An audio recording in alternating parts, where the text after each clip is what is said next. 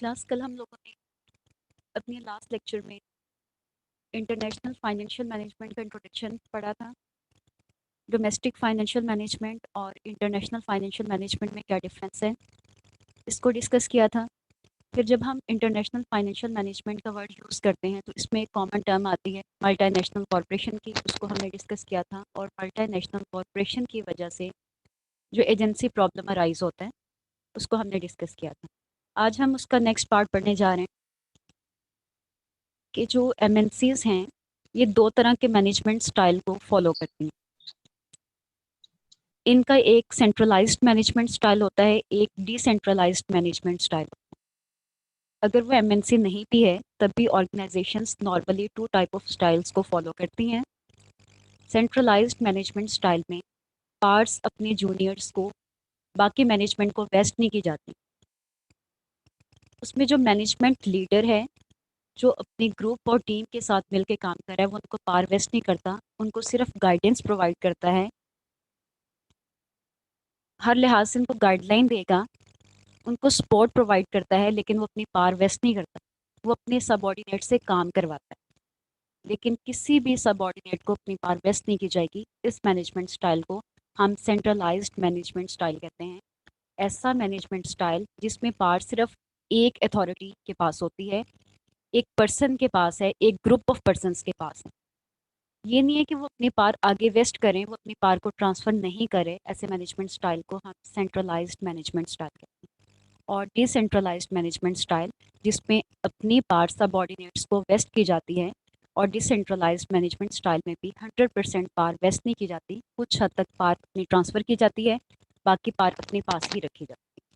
तो इस management style को हम डिसेंट्रलाइज्ड मैनेजमेंट स्टाइल कहते हैं।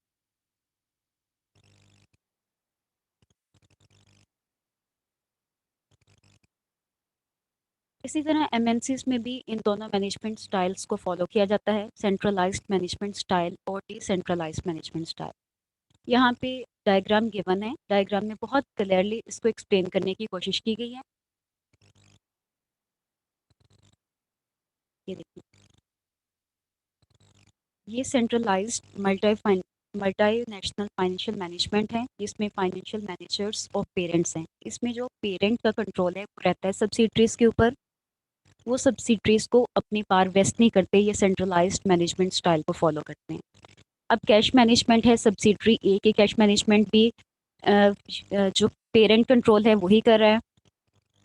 Inventory and accounts receivable management at subsidiary A, इसका काम भी वही लुक आफ्टर कर रहा है। Financing at subsidiary A, capital expenditures at subsidiary ए।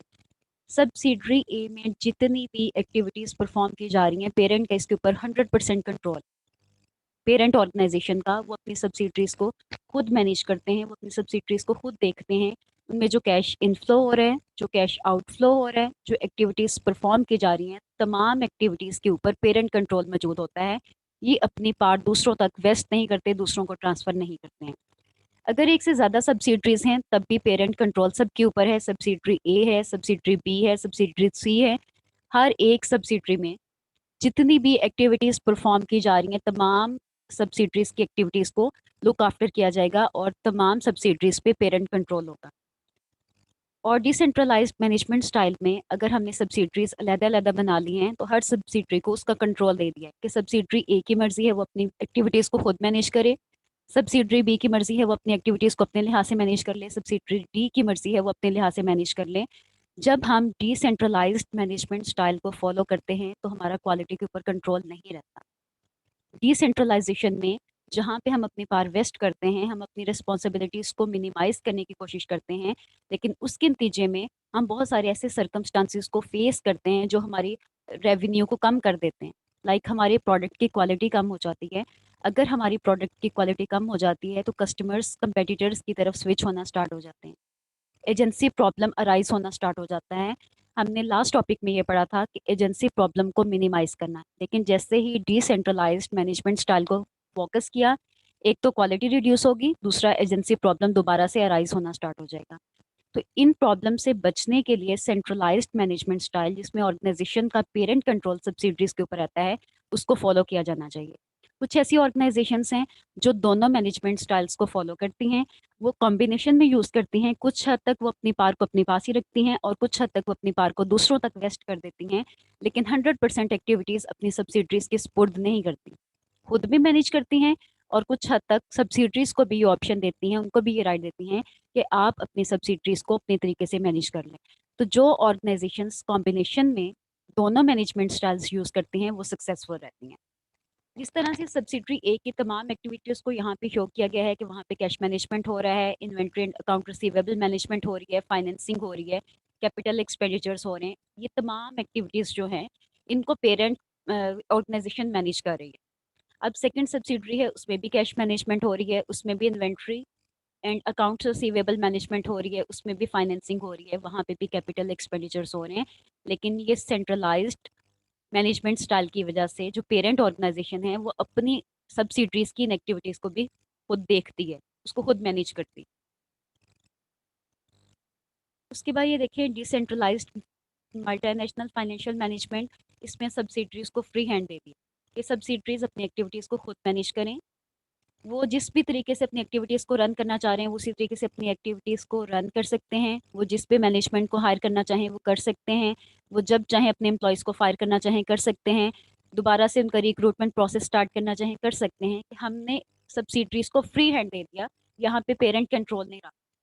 जो पेरेंट ऑर्गेनाइजेशन है उसने अपने सब्सिडरीज को कह दिया कि आप जिस तरह से अपनी ऑर्गेनाइजेशन को अपनी सब्सिडरीज को मैनेज करना चाह रहे हैं आप कर सकते हैं। जब फ्री हैंड दे दिया है तो फाइनेंशियल मैनेजर सब्सिडरी ए के हैं, वो अपनी तमाम एक्टिविटीज़ को रन करें। जो फाइनेंशियल मैनेजर सब्सिडरी बी के हैं वो अपनी तमाम एक्टिविटीज़ को खुद अपने लिहाज से रन करें, इसमें कहीं भी पेरेंट कंट्रोल मौजूद नहीं है। जो सब्सिडरी सी है इसी तरह से उसके फाइनेंशियल मैनेजर्स उनकी एक्टिविटीज़ को मैनेज करेंगे, उसमें पेरेंट ऑर्गेनाइजेशन का रोल बहुत कम हो जाएगा। तो ये डिसेंट्रलाइज्ड मैनेजमेंट स्टाइल है, तो वो ऑर्गेनाइजेशन सक्सेसफुल रहेंगी जो दोनों मैनेजमेंट स्टाइल्स को फॉलो करेंगी और इनको कॉम्बिनेशन में यूज करेंगी। उसके बाद हमारा नेक्स्ट टॉपिक ये मोस्ट इंपॉर्टेंट है, why firms pursue international business. Firms international businesses क्यों करती हैं, क्यों इसमें इन्वॉल्व होती हैं। अब डिफरेंट थेरीज हैं, डिफरेंट थेरीज में अपना अपना ओपिनियन बयान किया गया है कि इस रीज़न की वजह से ऑर्गेनाइजेशंस इंटरनेशनल बिजनेसेस की तरफ मूव करती हैं। उसमें सबसे पहले है theory of comparative advantage. Theory of comparative advantage ये कहती है जो कंट्री जिस चीज़ में स्पेशलाइज्ड है उन यूनिट्स की प्रोडक्शन कर ले और करने के बाद उसको एक्सपोर्ट कर दे। जिस तरह चाइना, वहाँ पे कॉस्ट ऑफ लेबर बहुत कम है, तो जो मेजर मैन्युफैक्चरिंग है वो चाइना से करवा ली जाए, चाइना प्रोडक्शन में इन्वॉल्व हो जाए, उसके बाद वो एक्सपोर्ट कर दे। जब वो अपनी प्रोडक्ट्स को एक्सपोर्ट करेगा तब भी चाइनीज फर्म इंटरनेशनल बिजनेस में इन्वॉल्व होंगे। हर कंट्री एक जैसी चीज में स्पेशलाइज नहीं है। कुछ ऐसे कंट्रीज हैं जहाँ पे एग्रीकल्चरल प्रोडक्ट्स एक्सेस क्वांटिटी में अवेलेबल है, वो एग्रीकल्चरल प्रोडक्ट्स को एक्सपोर्ट करते हैं। कुछ ऐसे कंट्रीज हैं जिनकी टेक्नोलॉजी बहुत अच्छी है, जो टेक्नोलॉजी में बहुत आगे हैं। अमेरिका के पास बहुत अच्छी टेक्नोलॉजी है, जापान के पास बहुत अच्छी टेक्नोलॉजी है, चाइना के पास बहुत अच्छी टेक्नोलॉजी है। तो लेटेस्ट टेक्नोलॉजी को यूज़ करते हुए प्रोडक्शन फैसिलिटीज़ हासिल कर ली जाएं, जब प्रोडक्शन होती है उसको एक्सपोर्ट कर लिया जाए। जो कंट्रीज़ अपनी टेक्नोलॉजी में स्पेशलाइज्ड हैं, उनके पास अच्छी टेक्नोलॉजीज हैं, उनको प्रोडक्शन के लिए सप्लाईज की ज़रूरत है, रॉ मटेरियल की ज़रूरत है। अब अगर उनके पास अच्छी टेक्नोलॉजी मौजूद है तो इसका मतलब नहीं है उनके पास रॉ मटेरियल भी अच्छा मौजूद होगा या रॉ मटेरियल उनके पास वाफिर मिकदार में मौजूद होगा। कहीं ना कहीं से वो भी अपना रॉ मटेरियल हासिल कर रहे हैं, उसको बल्क क्वांटिटी में प्रोड्यूस कर रहे हैं, तो वो अपनी सप्लाईज को, अपने रॉ मटेरियल को हासिल करने के लिए वो लोग इंपोर्ट्स कर लें, अपने यूनिट्स मैन्युफैक्चर करें, प्रोडक्शन करें और प्रोडक्शन करने के बाद उसको एक्सपोर्ट कर दें। तो ऐसे भी ऑर्गेनाइजेशंस इंटरनेशनल बिजनेस में इन्वॉल्व हो जाती हैं,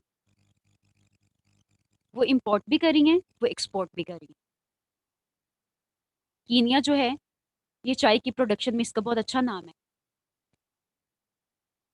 इसके अलावा जो आयरलैंड है वो डेयरी काउस में बहुत फेमस है और वो अपनी डेयरी प्रोडक्ट्स के साथ इंटरनेशनल मार्केट में आते हैं। जापान ऑटोमोबाइल्स में बहुत फेमस इसका नेम है, इसलिए ये गाड़ियों की डंपिंग करते हैं। चाइना में लेबर सस्ती है, तो चाइना की प्रोडक्शन फैसिलिटी को यूज़ कर लिया जाए। तो थ्योरी ऑफ कंपैरेटिव एडवांटेज यही कहती है कि जो कंट्री जिस चीज़ में स्पेशलाइज्ड है, हम उसकी स्पेशलाइजेशन को यूज़ करते हैं, वहाँ पे अपने यूनिट्स मैन्युफैक्चर कर लेते हैं। जो उस कंट्री की फर्म्स हैं, जो वहाँ की डोमेस्टिक फर्म्स हैं, वो प्रोडक्शन फैसिलिटी को यूज़ करते हुए बल्क क्वांटिटी में प्रोडक्शन कर लें और वो उसको एक्सपोर्ट करना स्टार्ट कर दें। इस तरह से वो इंटरनेशनल बिजनेस में इन्वॉल्व हो जाएंगे। यूनाइटेड स्टेट्स और जापान ये कंप्यूटर कंपोनेंट्स बहुत अच्छे बनाते हैं। ये कंप्यूटर कंपोनेंट्स प्रोड्यूस करते हैं, इनके मैन्युफैक्चरिंग करते हैं। मेक्सिको है, जमैका है, ये एग्रीकल्चरल और होममेड गुड्स में बहुत आगे हैं। ये इन चीज़ों में अपनी इंपोर्ट एक्सपोर्ट करते हैं। आईबीएम का इंटरनेशनल बिजनेस में बड़ा अच्छा नाम है। अभी मैंने आपको एग्जांपल दी आयरलैंड की। इस तरह से जो पाकिस्तान के कैश क्रॉप्स हैं वो एक्सपोर्ट की जाती हैं। तो थ्योरी ऑफ कंपैरेटिव एडवांटेज यही कहती है कि आप मेजर रेवेन्यू वहाँ से जनरेट कर सकते हैं जहाँ पे आपकी कॉस्ट ऑफ प्रोडक्शन कम होगी। आप लेटेस्ट टेक्नोलॉजी को यूज़ करें, अपनी कॉस्ट ऑफ प्रोडक्शन को कम करें और ज़्यादा प्रॉफिट मार्जिन के साथ मार्केट में दें और आप इंटरनेशनल मार्केट को ग्रैब करें। यहाँ पे एग्जांपल कोट की हुई है कि कुछ आइलैंड्स हैं जहाँ पे बहुत ज़्यादा लोग टूरिज्म के लिए आते हैं, तो वहाँ के लोग उन आइलैंड्स को टूरिज्म के लिए यूज़ करते हैं। वो बाकी बिजनेस एक्टिविटीज़ वहाँ पे नहीं करते हैं, वो सिर्फ और सिर्फ उसको टूरिज्म के लिए यूज़ करते हैं। लेकिन वहाँ के लोगों को भी सर्वाइव करने के लिए चीज़ों की ज़रूरत है। वो अपनी मेजर इनकम वहाँ से जनरेट कर लेते हैं टूरिज्म से, और फिर उस इनकम को यूटिलाइज कर लेते हैं चीज़ों को इम्पोर्ट करने, तो अपनी नीड्स को पूरी करने के लिए वो चीज़ों को इम्पोर्ट करना स्टार्ट करते हैं। मेजर रेवेन्यू उन्होंने टूरिज्म से जनरेट कर लिया, लेकिन अपनी नेसेसिटीज़ के लिए उन्होंने चीज़ों को इम्पोर्ट करना स्टार्ट कर दिया। तो जो फर्म्स उन कंट्रीज़ में अपनी प्रोडक्ट्स एक्सपोर्ट कर रही हैं, वो भी इंटरनेशनल बिजनेस में इन्वॉल्व हो। तो कंपैरेटिव एडवांटेज ये कहती है कि आपके पास जो एडवांटेज मौजूद है, आप उससे फ़ायदा उठाएं, और उससे फ़ायदा उठाने के बाद आप इंटरनेशनल मार्केट को ग्रैब कर लें।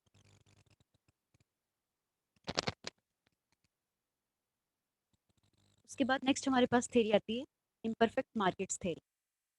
ये थ्योरी कहती है कि मार्केट्स इम्परफेक्ट हैं, कि आइडियल सिचुएशन मौजूद नहीं है। अगर हम पाकिस्तान की बात करें तो पाकिस्तान में भी ये नहीं है कि 4 फैक्टर्स ऑफ प्रोडक्शन इसके पास all time available. 4 factors of production land है, लेबर, कैपिटल, ऑर्गेनाइजेशन। इसमें से कुछ फैक्टर्स इमूवेबल हैं, जैसे लैंड है, हम उसको एक जगह से उठा के दूसरी जगह नहीं ले जा सकते। तो जहाँ पे हमारे पास 4 फैक्टर्स ऑफ प्रोडक्शन मौजूद हैं, हमने वहाँ पे मैन्युफैक्चरिंग करनी। हर कंट्री में लेबर सस्ती नहीं है। लेबर हम एक जगह से दूसरी जगह ट्रांसफ़र तो कर सकते हैं, लेकिन लेबर को ट्रांसफ़र करने के लिए हमें हैवी कॉस्ट इंकर करनी पड़ती है। हमने अपनी कॉस्ट को रिड्यूस करना है। अगर हम चाइना से लेबर इंपोर्ट करते हैं तो हमें बहुत ज़्यादा कॉस्ट इसके अगेंस्ट पे करनी पड़ती है। ये इम्परफेक्ट मार्केट्स हैं। तो जब इम्परफेक्ट सिचुएशंस आती हैं, तो हम क्या करते हैं कि जिस जिस कंट्री में जो चीज़ सस्ती है वहाँ पे प्रोडक्शन फैसिलिटी लगाई, वहाँ से चीज़ें मैन्युफैक्चर होके उसको इंटरनेशनल मार्केट में ले आए।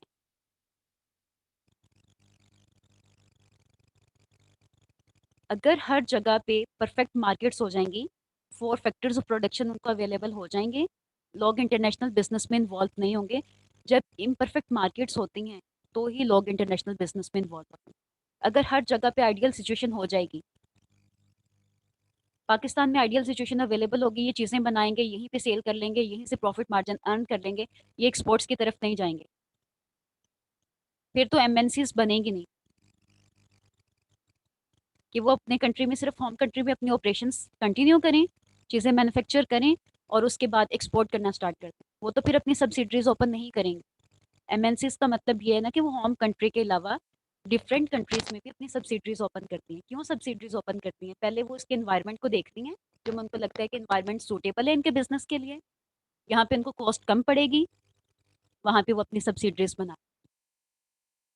हालांकि उनके पास ये ऑप्शन भी, वो सिर्फ एक्सपोर्ट्स कर लें, वो फिर क्यों सब्सिडीज की तरफ मूव करती हैं? वो इसीलिए करती है ना कि इम्परफेक्ट मार्केट्स हैं, जो चीज़ जहाँ पे सस्ती लगती है वहाँ पे प्रोडक्शन फैसिलिटी लगाई, वहाँ पे अपनी सब्सिडरी बनाई, वहाँ के एनवायरनमेंट को अंडरस्टैंड किया, वहाँ पे लोगों का जो मार्केट गैप है उसको कैप्चर किया और अपनी प्रोडक्ट्स मार्केट में ले आए और ज़्यादा मार्केट शेयर गेन कर।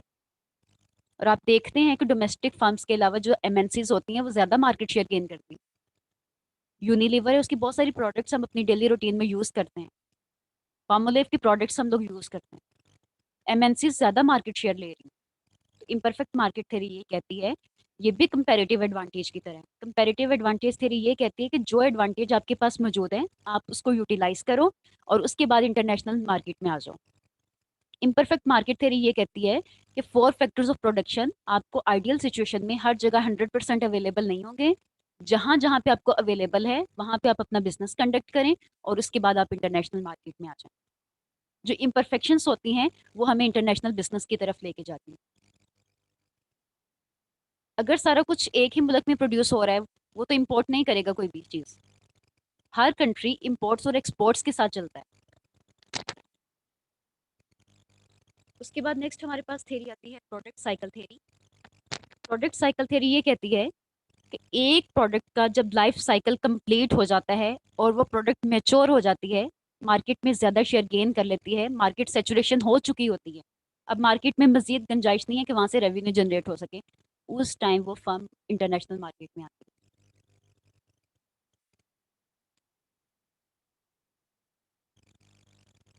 कि प्रोडक्ट लाइफ साइकिल में प्रोडक्ट्स मैन्युफैक्चर हुई, मैन्युफैक्चर होने के बाद एक प्रोडक्ट मैच्योर हो गई है, उसने बहुत ज़्यादा मार्केट शेयर गेन कर लिया है, मार्केट फुली सेचुरेटेड है, कोई मार्केट निश ऐसी नहीं है जिसको टारगेट ना किया गया। एक ऑर्गेनाइजेशन अपना फुल पोटेंशियल यूज कर चुकी है, वहां से जितना रेवेन्यू उसको जनरेट होना था वो कर चुकी है। अब वो सिर्फ इन्वेस्टमेंट कर रही है लेकिन उसको रिटर्न कुछ नहीं मिल रहा। सेचुरेशन पॉइंट है। सेचुरेशन पॉइंट यही होता है, जैसे सपोज आपको भूख लगी है, पहले आपको बहुत ज़्यादा भूख लगी है, आप खाना खाते हैं, आपको एक उसकी जो स्मेल होती है वो भी बहुत ज़्यादा सेलिवेशन क्रिएट करती है कि आपने ये खाना खाना है, आपकी ये चीज़ फेवरेट है, आप खा लेते हैं, एक पॉइंट आता है आप उससे सेचुरेट हो जाते हैं, जितना आपने खाना होता है आप खा लेते हैं, उसके बाद उस चीज़ की नीड नहीं रहती। सेम इसी तरह जो मार्केट निशेस हैं, अगर उनको फुली ग्रैब कर लिया जाए तो जितना रेवेन्यू वहाँ से जनरेट होना होता है उतना रेवेन्यू जनरेट हो चुका होता है, मार्केट फुल सेचुरेट हो चुकी होती है, वहाँ से मजीद रेवेन्यू जनरेट करने की गुंजाइश नहीं। तब ऑर्गेनाइजेशंस इंटरनेशनल मार्केट की तरफ मूव करती हैं।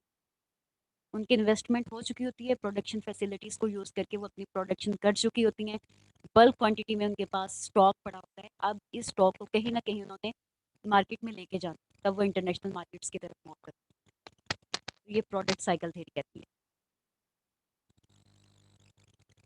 ये इंटरनेशनल प्रोडक्ट लाइफ साइकिल को दिखाया हुआ है step by step. Step one में firm creates product to accommodate local demand, कि पहले लोकल डिमांड को फुलफिल किया जाता है, हर मार्केट निश को कैप्चर किया जाता है, उसके बाद फर्म एक्सपोर्ट की तरफ जाती है। Firm exports product to accommodate foreign demand, अब फॉरेन डिमांड को पूरा करने के लिए वहाँ पे अपनी प्रोडक्ट एक्सपोर्ट की जा रही है, और एक टाइम आता है जब वहाँ पे सब्सिडरीज ओपन कर ली जाती हैं। नंबर 3 पे पहले लोकल डिमांड को पूरा किया, उसके बाद फॉरेन कंट्रीज में एक्सपोर्ट स्टार्ट की, और उसके बाद जब देखा कि लोगों की इन चीज़ों के बारे में डिमांड है, वहाँ के इन्वायरमेंट को स्टडी किया, वहाँ पे रिसर्च एंड डेवलपमेंट की, वहाँ पे अपनी सब्सिडरी ओपन कर। एक्सपोर्ट को छोड़ के सब्सिडरीज पे क्यों आती हैं ये कंपनीज? इसीलिए कि चीज़ों को एक्सपोर्ट करने के लिए भी ट्रांसपोर्टेशन कॉस्ट इंकर होती है, उस ट्रांसपोर्टेशन कॉस्ट को रिड्यूस करने के लिए सब्सिडरीज ओपन कर ली जाती है। Firm establishes foreign subsidiary to establish presence in foreign country and possibly to reduce cost. इसकी कौन सी कॉस्ट रिड्यूस हो रही है? ट्रांसपोर्टेशन कॉस्ट रिड्यूस हो रही है, तो ट्रांसपोर्टेशन कॉस्ट को रिड्यूस करने के लिए सब्सिडरीज ओपन कर ली जाती है। अब यहाँ पे फर्दर इसके दो एस्पेक्ट्स निकलते हैं।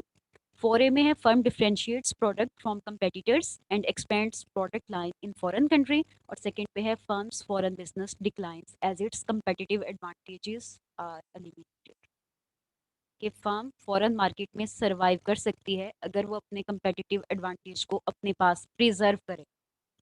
अगर उसका कंपेटिटिव एडवांटेज कायम रहेगा, उस टाइम तक वो प्रोडक्ट मार्केट में compete करेगी, ऑर्गेनाइजेशन भी सरवाइव करेगी। लेकिन फॉरेन मार्केट में ये डिक्लाइन की तरफ तब जाएगी अगर इसका कंपेटिटिव एडवांटेज लूज हो जाए।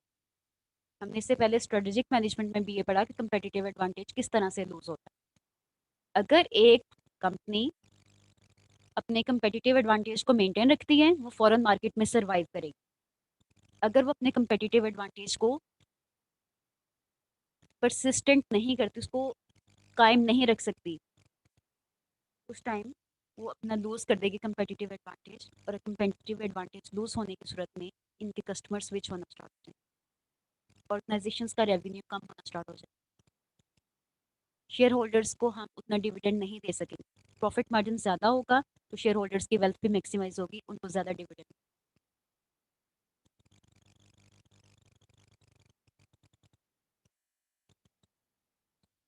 उसके बाद नेक्स्ट हमारे पास है how firms engage in international business. Time हमारे पास कम है, ये टॉपिक लेंथी है, उतनी देर तक आप लोगों का जो अभी हमने टॉपिक पढ़ा है कि Y firms pursue international business, इससे रेलिवेंट अगर आपको कोई क्वेश्चन है तो आप अपना क्वेश्चन पुट कर सकते हैं। जी बेटा,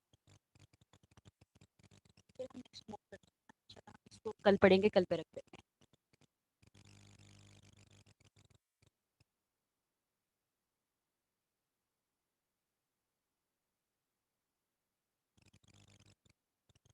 जी, किसी स्टूडेंट को कोई क्वेश्चन नहीं है?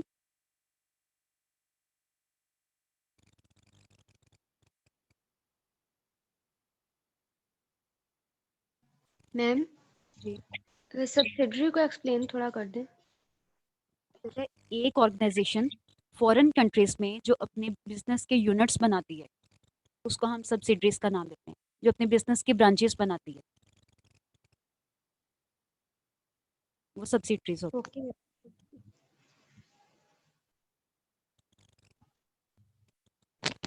हाँ जी, कोई और बच्चा है जिसका कोई क्वेश्चन हो?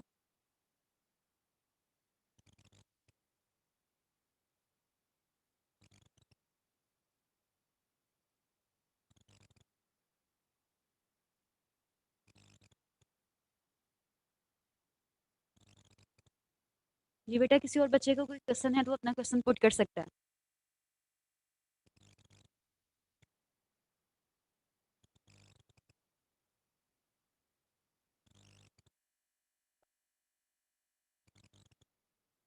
चलें ठीक है क्लास, हम इसको यहाँ पे ख़त्म करते हैं आज के लेक्चर को।